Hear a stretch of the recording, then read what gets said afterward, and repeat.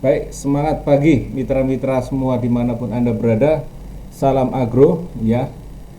Kali ini tema yang saya bawakan adalah tentang tanaman anggur ya. Tentang tanaman anggur, dan ini adalah versi shortnya, versi pendeknya, yang nantinya akan lebih banyak pada penekanannya di pemupukan ya, dan hama penyakit tentu saja. Nah baik teman-teman semua, kita mulai tema kali ini yaitu tentang tanaman anggur. Barangkali ada teman-teman semua yang belum kenal dengan saya. Nama saya adalah Adi Nugroho, mengawal untuk produk-produk agro dan juga untuk mengawal produk-produk hama penyakit pada PT Natural Nusantara. Nah, beberapa syarat tumbuh tanaman agro ini ya. Yang pertama adalah tanaman anggur ini rata-rata ditanam di ketinggian 0 sampai 300 di atas permukaan air laut. Ya, kemudian anggur ini memerlukan sinar matahari yang banyak ya, hampir 100%, artinya terbuka. Namun dia menghendaki udara yang kering, bukan lembab, karena kalau dia udaranya lembab maka kemungkinan terserang jamurnya agak tinggi. Ya, kelembapan yang diinginkan untuk tanaman anggur ini sekitar 75 hingga 80%. Dan curah hujan yang optimum maksimalnya adalah 800 mili per tahunnya. Jadi tidak terlalu menghendaki curah hujan yang tinggi ya. Teman-teman, mitra-mitra, sahabat-sahabat agro dimanapun Anda berada, ini ada 9 varietas anggur yang terdaftar pada Kementerian Pertanian ya. Ada beberapa, yaitu ada Prabu Bestari, Probolinggo Super, Kediri Kuning, Bali, dan lain sebagainya. Ya, ini yang terdaftar. Bahkan ada dari tanaman-tanaman anggur di sekitar kita yang barangkali belum terdaftar ya, namun bisa kita gunakan sebagai tanaman ya, yang bisa kita tanam asalkan syarat pertumbuhannya memenuhi. Nama lain daripada barangkali Bali ya, mungkin ada yang namanya anggur Alfonso ya. Ini sama seperti anggur Bali ya. Kemudian Jestro AG60 ini seperti Maro Seedless ya, yang tanpa biji. Ya, kemudian Jestro AG86 seperti tanaman anggur Muscato dan sebagainya. Jadi ini adalah nama lain daripada tanaman-tanaman yang ada di Indonesia ya, anggur-anggur yang ada di Indonesia. Jadi Probolinggo Super itu sama dan mirip dengan tanaman anggur kardinal, atau bahasa lainnya adalah kardinal dan sebagainya. Ada keturunan-keturunan dari anggur-anggur kardinal ya. Ini adalah yang sering dibudidayakan dan yang sudah terdaftar di Kementerian Pertanian. Saya rasa di sekitar kita juga ada beberapa anggur-anggur yang anggur lokal dan lain sebagainya ya. Nah, yang pertama adalah kalau kita menanam anggur ini, yang kita siapkan adalah lahannya ya. Tentu saja kita bersihkan lahannya, kemudian kita cangkul, kita bajak, dan kita berikan dolomit atau kapur pertanian ya, karena tanaman anggur ini pada tanaman mudanya kurang begitu suka dengan kondisi pH yang rendah ya. Jadi kita taburkan, bisa di lubang saja atau mungkin setelah ditanam kita taburkan secara merata, baru kita lakukan penyiraman dan pemupukan setelah 1 minggu berikutnya untuk pupuknya. Kemudian tanaman anggur ini kurang begitu suka dengan banyak air ya, maka perlu dibuatkan saluran pemasukan dan pembuangan irigasi, artinya saluran air dan drainasenya mesti baik ya, karena kalau tergenang tentu saja selain terjadi pembusukan juga terjadi serangan jamur yang nanti akan begitu banyak dan akan mematikan tanaman anggur kita. Nah, lubang tanam yang disarankan adalah 60-60 kali 60, artinya panjang 60, lebar 60, dan dalamnya 60, atau 70-70 kali 70 ya. Makin lebar makin bagus, supaya apa? Supaya perakarannya cepat berkembang. Kemudian jarak tanam yang sering digunakan ya adalah 3 kali 3 atau 5 kali 4 ya. Dan ini biasanya lubang ini dibuka kurang lebih sekitar 2 sampai 4 minggu ya. Kalau dalam kondisi basah tentu saja atau hujan ini sampai 4 minggu, tapi dalam kondisi kering kita bisa sekitar 2 minggu saja ya.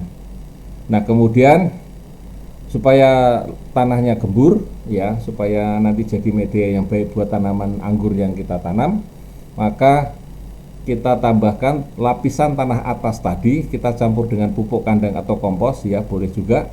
Kemudian ditambah sedikit pasir ya, supaya nanti lebih porositasnya lebih bagus ya, supaya air dan udara juga bisa porositasnya bagus. Maka dengan komposisi 112 ya, sebelum dimasukkan kembali kita campur dulu tanah bagian atas satu bagian pupuk kandang atau kompos yang sudah jadi, kemudian 2 bagian adalah pasir ya.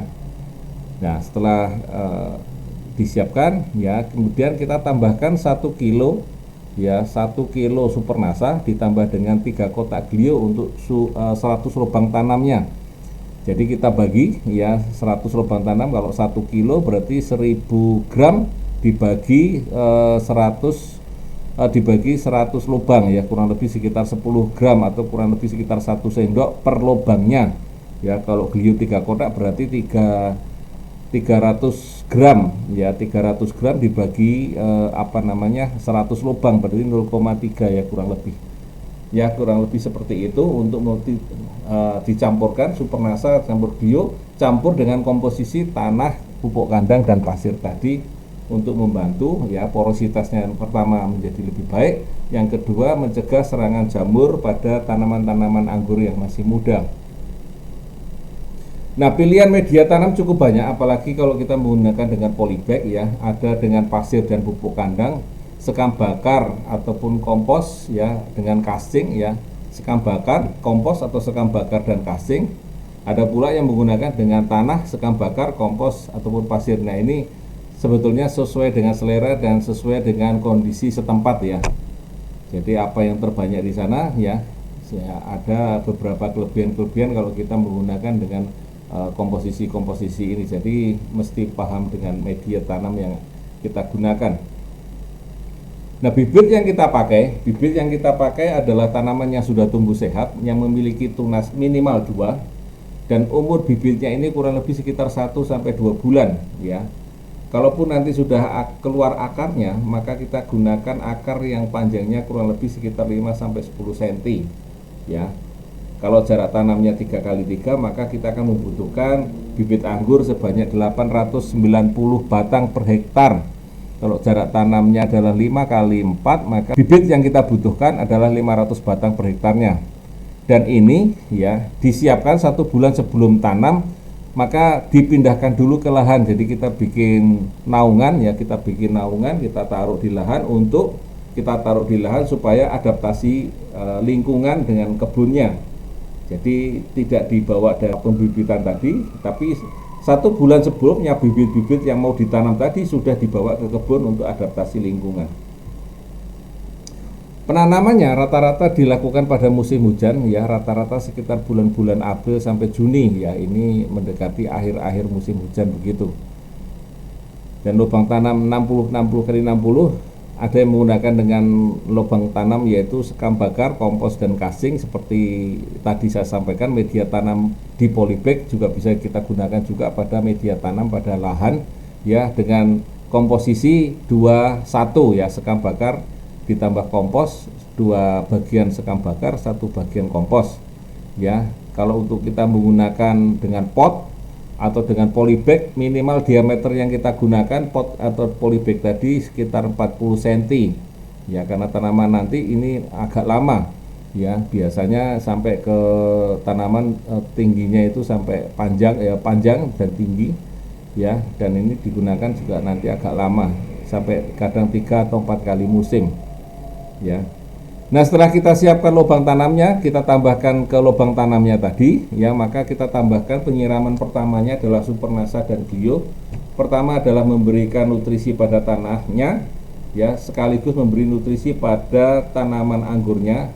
Supaya apa? Supaya perakarannya nanti menjadi lebih adaptif, dan yang kedua, Glionya ini bisa mencegah untuk penyakit ataupun jamur yang menyerang pada bagian akar. Maka mulai dari awal penyiraman pertama kita lakukan dengan penyiraman Supernasa ditambah Glio, yaitu 1 sendok Supernasa ditambah dengan 1 sendok Glio dalam 10 liter air, dan diambil 200 ml larutan per tanaman ya.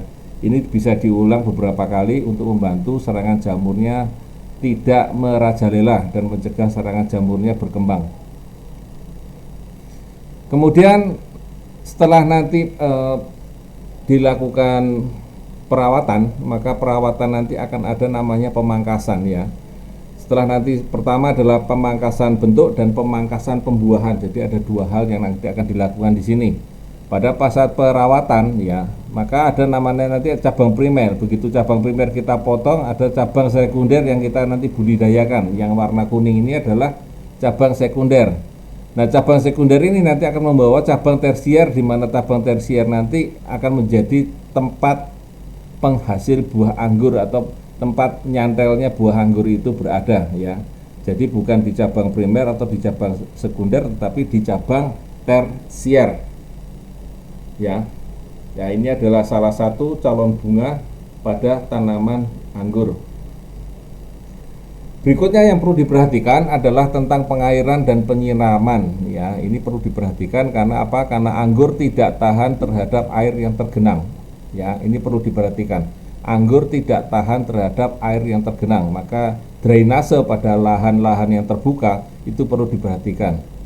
Ya. Kemudian walau tidak tahan air, dia juga butuh air ya. Biasanya yang perlu dilakukan pengairan ini adalah setelah mulai tanam sampai pemangkasan. Ini cukup butuh air yang cukup banyak ya. Banyak berarti bukan tergenang ya. Nah, kemudian setelah kita melakukan pemangkasan, maka 3 minggu sampai 4 minggu sebelum sebelum pemangkasan kita lakukan, maka 3 atau 4 minggu sebelumnya air sudah mulai dihentikan ya. Jadi pemangkasan ini dilakukan atau perawatan tanaman ini dilakukan. Perawatan tadi kita lakukan adalah pemangkasan bentuk dan pemangkasan buah ya. Nah, ini sebelum kita lakukan pemangkasan, sebaiknya pemberian air dihentikan 3 atau 4 minggu sebelumnya. Nah, setelah pemangkasan, setelah kita lakukan pemangkasan, maka segera kita berikan air kembali sampai ujungnya mengeluarkan air atau menetes ya. Kadang-kadang keluar airnya, kadang-kadang ada yang sampai menetes ya, tergantung dari kelembapan dan lingkungan yang setempat. Nah, kemudian kita lakukan sampai pemberian airnya tadi sampai buahnya pasak ya, dan dihentikan supaya buahnya tidak pecah atau busuk, yang artinya pada saat kita sudah mulai pembuahan maka pemberian air mulai sedikit-sedikit dikurangi ya. Artinya tidak setiap hari kita berikan pemberian air, tapi bisa 2 hari sekali atau 3 hari sekali, tergantung dari situasi dan kondisinya. Nah, untuk tanaman muda maka kita memberikan pupuk makronya ya dari umur 0 sampai 3 bulan seperti tertera pada tabel, 4 sampai 6, kemudian 6 sampai 12 ya, intervalnya kurang lebih 10 hari sampai 15 hari 4 sampai 6 bulan. Nah, penggunaan supernasanya dilakukan dengan cara dikocor, yaitu 25 gram per liter air atau sekitar 2 sendok ya, 1 sampai 2 sendok dikocorkan 15 hari sekali ya. Disiramkan 15 hari sekali ya. Untuk penyemprotannya, setelah kita berdaun 3 ke atas, maka kita semprotkan dengan POC-nasa dan hormon dengan dosis 3:1 10 hari sekali. Ini untuk umur 0 sampai 3 bulan. Kemudian untuk 4 sampai 6 bulan ya, kita memberikan supernasa ini 30 gram per 10 liternya. Kita aduk rata ya, kita diamkan sebentar, baru kita siramkan per 200 sampai 250 mili air per tanaman ya, ini untuk 30 hari sekali. Untuk penyemprotannya bisa kita tambahkan dosisnya ya, 4 tutup POC-nasa dan 2 tutup hormonik per tangkinya ya.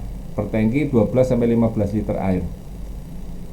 Nah, setelah 6 sampai 12 bulan ya, maka supernasa yang kita tambahkan sedikit, yaitu 40 gram per 10 liter air setiap 2 bulan sekali ya, setiap 2 bulan sekali ya.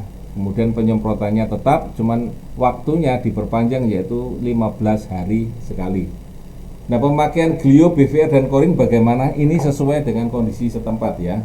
Kalau di bagian bawahnya atau mungkin curah hujannya cukup tinggi dan kemungkinan keluar jamurnya cukup banyak, maka pemberian supernasa tadi ya, dalam 10 liter air tadi atau 1 ember tadi bisa kita campurkan dengan Glio untuk mencegah penyakit-penyakit akar pada bagian media tanam maupun pada perakaran. Sementara kalau kita mulai banyak kita lihat gejala-gejala pada tanaman ataupun anggur kita ya, ada gejala-gejala serangan jamur, ya serangan jamur pada daun-daunnya maupun batangnya, maka tidak ada salahnya glio kita gunakan lagi. Selain pada bagian akar, kita lakukan penyemprotan pada bagian daun.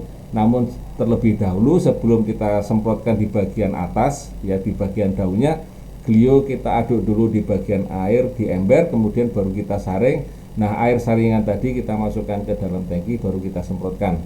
Termasuk nanti untuk serangan hamanya kita gunakan dengan BVR, dan untuk serangan bakteri kita gunakan dengan menggunakan korin, ya dosisnya hampir sama, 1 sendok glio atau 1 sendok BVR atau 1 sendok korin. Untuk pencegahan bisa sekali waktu kita lakukan tiga-tiganya, kita semprotkan bersama-sama plus POC-NASA maupun hormonik untuk mencegah jamur, mencegah hama sekaligus mencegah bakteri. Nah, untuk 100 tanaman ini tertera seperti ini, kita hitung adalah 3 bulan pertama, 3 bulan kedua, dan 3 bulan ketiga. Nah, hitung-hitungannya adalah dalam 25 gram 10 liter air setiap 15 hari sekali. Kalau kita untuk 3 bulan pertama, maka kita akan membutuhkan kurang lebih sekitar 2 botol SPR, ya Supernasa. Ya, kemudian 2 bulan yang berikutnya adalah kita membutuhkan 2 Supernasa. Bulan ketiga baru kita membutuhkan kurang lebih sekitar 3 botol Supernasa. Hitung-hitungannya seperti ada dalam pada tabel. Ya, ini Supernasanya. Untuk POC-NASA sama hormon yang kita semprotkan pada 3 bulan pertama, kita memerlukan kurang lebih sekitar ya 3,3, jadi mungkin 3 botol saja. Kemudian 5,6 atau 6 botol hormonik, ya. Ini untuk 3 bulan pertama kita semprotkan setiap 10 hari sekali untuk kurang lebih sekitar ya 100 tanaman, ya. Kemudian 3 bulan yang kedua dengan dosis yang sekitar sama seperti yang tadi, ya adalah sekitar 4,5 botol atau 5 botol NASA dan 11 botol hormonik, atau mungkin kalau kita belikan pakai yang jerigen maka akan lebih ngirit, ya, lebih mudah ngitungnya dan lebih ngirit, ya, karena botolnya kecil-kecil. Maka 11 botol. Kalau nanti botolnya besar cukup kita gunakan kurang lebih sekitar 1 botol besar, ya 1 liter, ya, kemudian ditambah 2 botol kecil, ya. Kemudian bulan ketiga ini kita hitung-hitungannya seperti pada tertera, seperti yang tertera, maka kita membutuhkan 3 botol NASA dan 7 botol hormonik, ya kurang lebih seperti itu. Ya, jumlahnya menurun karena jumlah literannya juga menurun, ya. Jumlah intervalnya menurun. Nah, ini untuk menggunakan dengan pupuk yang berbeda, ya. Kalau tadi hanya menggunakan pupuk makurnya kita lihat di sini adalah hanya dengan menggunakan urea, namun juga ada yang menggunakan pupuk makronya dengan menggunakan urea serta NPK, ya. Ini untuk membantu kedua-duanya, ya, ataupun selang-seling, ya. Ini selang-seling setiap 10 hari sekali diberikan urea, nanti 10 hari sekali berikutnya diberikan NPK, begitu selang-seling demikian.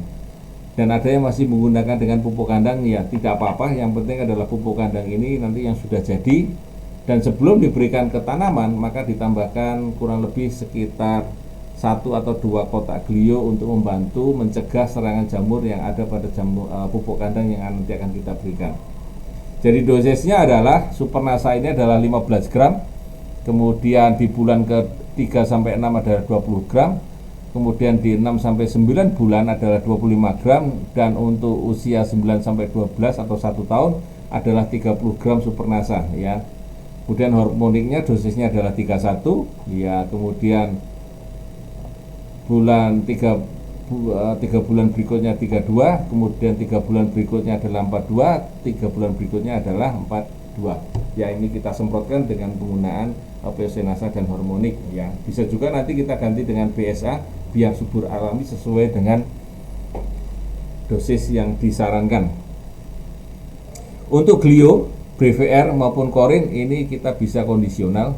Namun untuk sebaiknya dari awal, karena sudah menggunakan dengan pupuk kandang, maka glio ini bisa dicampurkan dengan pupuk kandang dari sejak awal, atau segera juga disiramkan berbarengan dengan Supernasa, ya. Pada saat kita memberikan Supernasa dicampurkan juga dengan glio untuk menjaga supaya tanaman bebas daripada jamur, ya, utamanya yang menyerang pada bagian akar. Kalaupun nanti kita jumpai serangan jamur pada bagian akar, maka kita tambahkan glio ini untuk dilakukan penyemprotan dengan terlebih dahulu kita saring. Nah, ini adalah hitung-hitungan ya selama 1 tahun ya, 3 bulan pertama ya kita memerlukan kurang lebih 1 SPR dan 1 kotak glio dengan posisi dengan urea dan NPK yang diberikan secara berselang-seling tadi. Kemudian kalau 3 bulan berikutnya sekitar 2 Supernasa dan 1 kotak glio. Kemudian 3 bulan berikutnya adalah ya 3 botol ya, 3 botol Supernasa dan 1 kotak glio. Bulan keempat adalah 3 botol Supernasa dan 1 kotak glio. Ini untuk 100 tanamannya ya, 100 tanaman. Ini adalah untuk Supernasanya dan glionya. Nah, untuk POC Nasa maupun hormonnya, hitung-hitungannya adalah seperti yang tertera pada tabel berikut ini ya. 3,3 botol mirip seperti yang tadi ya, 3,3 botol Nasa, 5,6 hormonik, dan seterusnya seperti yang tertera pada tabel berikut ya. Ya, kemudian ada juga yang menggunakan dengan tabel setelah 1 tahun ya. Setelah 1 tahun itu pada tanaman muda. Untuk tanaman yang berikutnya, perawatannya berikutnya adalah dengan menggunakan pupuk urea SP36 maupun KCL. Nah, pada 1 tahun pertama kita menggunakan Nasa dan hormoniknya, dosisnya adalah 4:2, 4 tutup POC Nasa dan hormoniknya 2 tutup. Sementara Supernasa sudah kita tinggalkan, kita ganti dengan Power Nutrisi ya, Power Nutrisi 15 gram per tanaman ya, 15 gram per tanaman ya.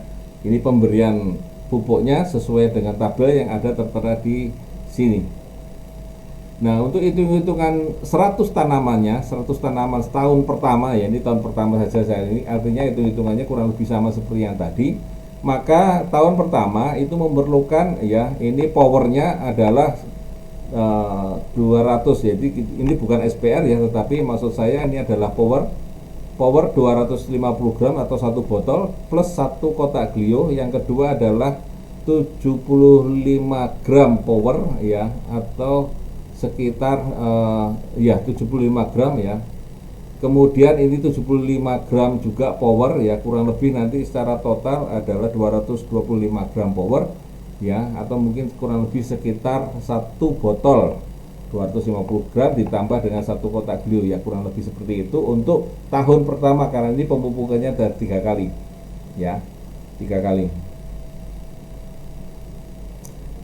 Nah, untuk 100 tanaman untuk penggunaan POC Nasa maupun hormonik yang diberikan adalah 15 hari sekali.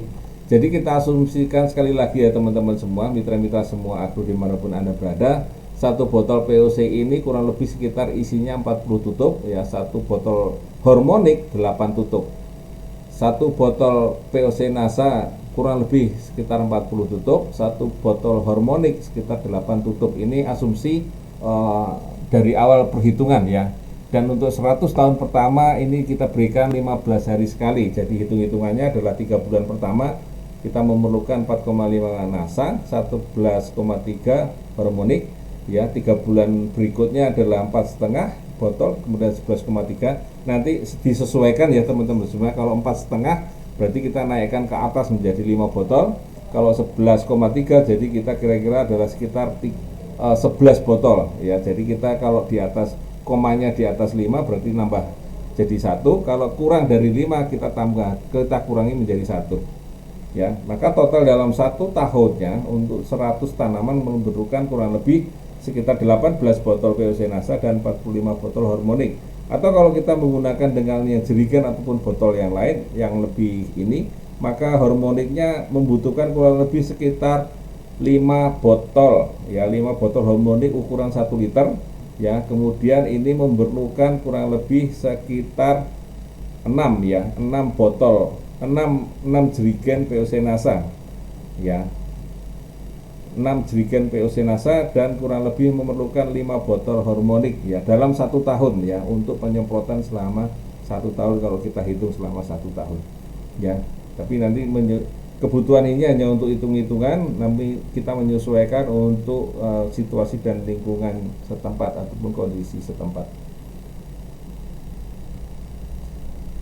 Nah teman-teman semua, mitra-mitra semua, kita tentu saja akan menghadapi yang namanya penyakit-penyakit pada tanaman anggur ya, utamanya penyakit downy mildew dan powdery mildew ya. Untuk downy mildew atau penyakit tepung palsu atau embun berbulu ya, biasanya sisi bagian atas ini timbul bercak-bercak kuning dan kehijauan lalu menjadi coklat ya. Bercaknya mulai dari satu titik bercak kemudian meluas menjadi coklat.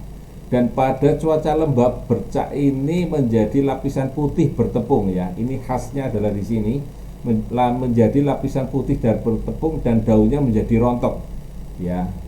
Pada cuaca yang cukup lembab ya. Dan ini juga menyerang pada tanaman pada buah ya. Serangan pada tangkai buah pada buah kecil menyebabkan buahnya busuk ya, berwarna hitam, coklat kehitaman, kering dan akhirnya rontok. Ya, ini sangat tidak menyenangkan, performa anggurnya menjadi kurang baik dan tanamannya pun menjadi kurang baik ya. Dan serangan buah ukuran besar menyebabkan bercak berwarna coklat seperti kerak ya, dan mengurangi mutu buah tentu saja. Ini adalah powdery downy mildew ya, penyakit jamur, penyakit utama pada tanaman anggur ya. Lalu pengendaliannya bagaimana? Nomor satu adalah kurangilah dulu kelembapannya ya. Pangkas ranting ataupun daun yang sudah terkena penyakit sebagai sumber infeksi tadi kita hilangkan, kita bakar ya kalau bisa, jangan dibuang sembarangan karena ini nanti akan menyebar ke tempat yang lain dan menjadi sumber infeksi untuk tanaman yang lain. Jadi dibakar ranting, cabang ataupun daun yang terserang, jadi dikumpulkan kemudian dikeringkan, dibakar. Nah, bila perlu pada kelembapan yang tinggi ataupun curah hujan yang tinggi, maka dipasang atap plastik di atas para-para pada saat musim penghujan ya. Kemudian varietas-varietas yang tahan terhadap penyakit jamur ini adalah tanaman varietas jenis anggur-anggur, itu Isabella, Delaware ataupun tegal hitam yang spesies Vitis labrusca ya. Nah, untuk menjaga, mencegah serta mengatasi dan mengendalikan penyakit jamur ini, maka dari sejak awal kami sarankan semprotkan dengan glio yang sudah disaring dan itu dirutinkan. Utamanya mendekati musim-musim hujan ya. Ini musim-musim hujan biasanya jamurnya cukup cepat merajalela dibantu dengan cipratan daripada air hujan ya. Ini sangat membantu sebaran daripada jamur. Maka semprotkanlah mulai agak rutin pada tanaman anggur kita dengan menggunakan glio yang sudah disaring ya. 1 sendok glio pada 10 liter air diaduk rata, kemudian disaring, air saringan tadi kita masukkan ke dalam tangki, baru kemudian kita semprotkan. Yang kedua adalah penyakit berikutnya yang cukup berbahaya pada tanaman anggur adalah powdery mildew ya. Ini mirip seperti tanaman tadi, putih ya, ada bercak putihnya, namun ini tidak menyebabkan coklat ya, tetapi menyerang pada daun, juga menyerang pada buah dan warnanya juga putih ya. Kalau tadi adalah mulai dari bercak kuning kemudian menjadi coklat ya, kemudian kalau ini tetap daripada putih. Namun dua-duanya ini penyakit-penyakit berbahaya pada tanaman anggur. Dia bisa menyerang pada daun dan juga bisa menyerang pada buah ya. Nah, permukaannya biasanya berwarna masanya itu akan berwarna coklat dan menyebabkan daun gugur ya. Jadi kalau diawali tadi downy itu adalah downy mildew itu downy powdery ini adalah dari titik, sementara kalau ini powdery mildew adalah dimulai dari masa putih yang meluas dan nanti berwarna coklat. Dan ini serangannya berubah-ubah menjadi coklat putih dan berkerut ya. Kalau pada tanaman buahnya sehingga buahnya cacat, kalau tadi buahnya mengecil dia. Pengendaliannya bagaimana? Tentu saja seperti sama dengan tadi, karena penyebabnya juga adalah sama, yaitu jamur. Maka pangkas terlebih dahulu tanaman yang terserang ya, baik itu daunnya, baik itu buahnya ataupun rantingnya. Jadi kita potong, kita musnahkan ya, jangan disebar ya, karena itu nanti akan menjadi sumber infeksi yang baru. Kemudian semprotkan glio yang sudah disaring ya, terutama musim hujan, dan ini sering diulang ya, sering diulang setelah rapat penyemprotannya. Jadi kalau biasanya pada musim kemarau mungkin kita bisa semprotkan 15 hari atau mungkin 20 hari atau mungkin 30 hari ya, untuk menjaga atau mencegah. Sementara kalau sudah mulai musim hujan kita bisa rapatkan antara 10 hari ataupun 15 hari sekali atau mungkin lebih rapat lagi ya, untuk menjaga supaya jamur tidak menyerang pada tanaman anggur kita ya. Kemudian Penyakit yang berikutnya, walaupun tidak penyakit utama pada tanaman anggur, namun ini juga cukup berbahaya karena ini adalah penyakit karat daun yang berwarna seperti jingga seperti ini. Ya, ini adalah isinya juga spora-spora daun ya. Dan kalau dilihat bagian atasnya warnanya adalah hijau kekuningan kalau kita lihat agak jauh seperti itu. Ini adalah masa daripada jamur ataupun karat daun, yaitu Pacospora vitis ya, karat daun pada tanaman anggur. Ya, memang karat karena warnanya juga kuning, kuning jingga. Dan ini pada serangan yang berat maka akan menutup seluruh permukaan daun. Ya, sporanya ini akan menyerang pada seluruh permukaan daun dan akhirnya daun akan rontok. Jadi sama penyebabnya yang tadi, dua penyakit jamur yang di awal menyebabkan daun juga rontok, kemudian menyebabkan cacat ataupun kempes ya, buahnya anggur kempes. Namun pada penyakit karat daun ini menyerang pada tanah daun dan daunnya juga nanti akan rontok ya. Sehingga karena daunnya rontok maka tanaman akan yang terserang ya, jamur ini akan memiliki sedikit daun dan produksinya tentu saja kurang ya. Terserang oleh jamur karat daun Pacospora vitis. Pengendaliannya bagaimana? Sama, karena penyebabnya juga sama, maka mau tidak mau kita pangkas, kita ambil, kita bakar daun yang terserang ya, batang yang kita serang, kita eradikasi tanaman inang yang lainnya. Barangkali di sekitarnya ada tanaman inang seperti tanaman singkong atau mungkin tanaman pisang ya dan sebagainya, kita kurangi ya, kita kurangi. Kemudian kelembabannya kita buka, kita naikkan supaya cahaya matahari akan lebih masuk. Dan tentu saja kita gunakan dengan bio yang sudah disaring, kita rutinkan untuk kita semprotkan ya. Kalaupun kita mau menggunakan dengan pestisida alami memakai bubur bodo, monggo silakan ya, atau mungkin bubur California. Pun terpaksa dengan menggunakan fungisida, maka fungisida yang memakai bahan aktif mancozeb ataupun benomin. Ya, ini bisa kita gunakan apabila terpaksa kita menggunakan dengan fungisida yang berbahan aktif mancozeb ataupun benomin. Kemudian penyakit anggur yang lainnya, ini ada busuk buah ya, gejalanya seperti itu ya, tampak pada tanamannya, serangannya dengan merekahnya jaringan dalam kulit ya. Jadi ada yang kisut, ada yang kempes gitu, dan merekah kulit, jaringan kulitnya ya. Kemudian yang terakhir mengkerut yang menjadi coklat tua. Jadi semua penyebab tanaman jamur yang menyerang pada buah itu rata-rata menyebabkan tanamannya menjadi kempes ataupun kisut ya, dan menjadi berwarna coklat ya. Kalau menyerang pada daun maka daunnya nanti akan rontok, otomatis nanti produksi anggurnya juga nanti berkurang dan kurang begitu bagus ataupun banyak. Pengendaliannya bagaimana? Maka kita lakukan sanitasi ya, sanitasi tanaman ya. Jadi yang sudah terserang kita ambil, kita musnahkan ya. Kemudian kita rutinkan penyemprotan dengan glio. Sekali lagi glio ini untuk membantu untuk mencegah serta mengendalikan jamur-jamur di seputaran tanaman anggur kita ya. Bisa dikocorkan untuk tanaman pada yang penyerangan di akar, ataupun kita semprotkan pada daun ataupun pada buah yang kita budidayakan ya. Ya, kalaupun kita memakai fungisida, maka jenis fungisida yang memakai bahan manep ataupun zinget ya. Kalaupun terpaksa juga kita masih bisa menggunakan dengan bubur bodo, namun ini sudah jarang dipakai ya. Kalau ini glio ini adalah salah satu musuh alaminya daripada tanaman anggur untuk membasmi jamur-jamur yang musuhnya. Yang 4 tadi ini bisa kita kendalikan dengan menggunakan dengan glio ini.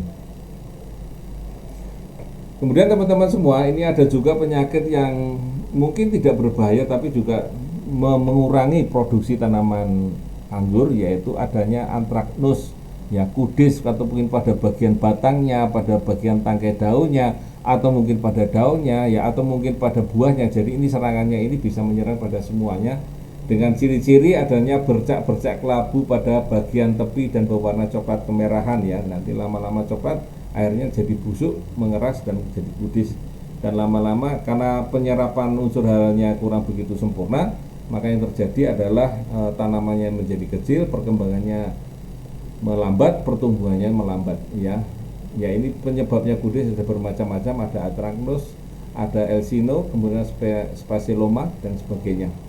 Ya, ini yang di dalam foto ini yang adalah yang disebabkan oleh antraknus ya, bercak-bercak yang pada bagian batangnya, batang sekunder ya. Kalau ini sekunder nanti terserang, maka tempat buah di tersier maka terganggu. Kalau terganggu maka buahnya akan kecil. Ya, pengendaliannya kurang lebih juga sama, kita lakukan sanitasinya. Artinya tanaman-tanaman batang-batang yang terserang kita ambil, daun-daun yang terserang kita ambil, buah-buah yang terserang kita ambil, ya kita musnahkan, kemudian kita semprot dengan glio yang sudah disaring. Dan ini dilakukan dari sejak awal, terutama mendekati musim-musim hujan.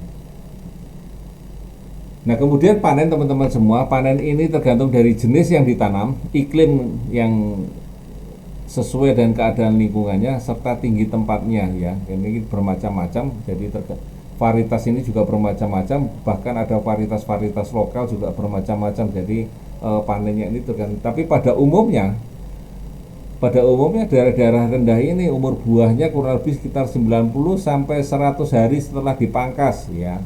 Setelah dilakukan pemangkasan pada ranting tersier.